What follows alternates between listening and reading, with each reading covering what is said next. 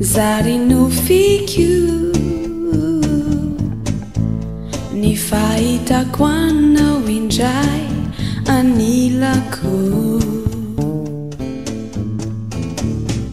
tony tsy nampy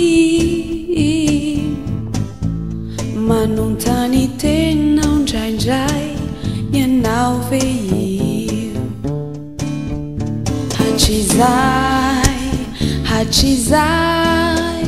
izaho foana no naniry ho anao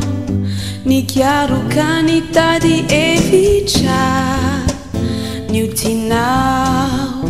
niutinao no masakando fagaganao ai hoe ianao indray no mitady ho tiaviko tsy toy ny taloha ny niangavin'aza mo tadiriko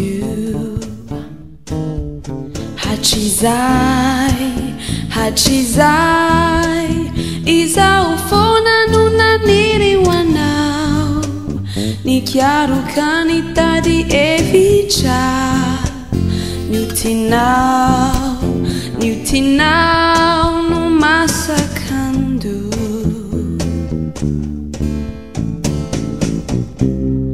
zaho tsy andatsanao intsony zay lasa taloha voanako fitivaovao azy ho anao zay no tanjoko zaho tsy andatsanao intsony zay lasa taloha voanako fitivaovao azy ho anao zay no tanjoko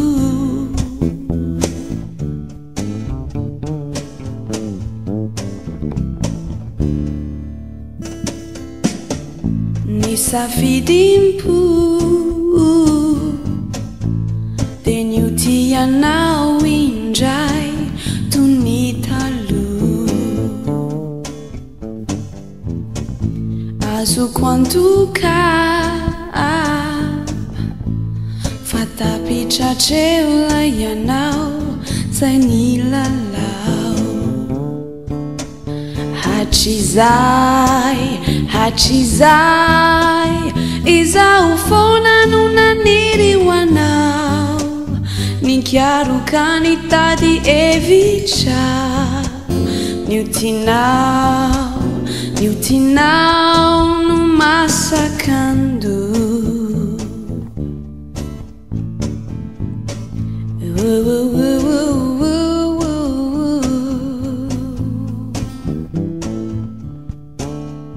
yeah,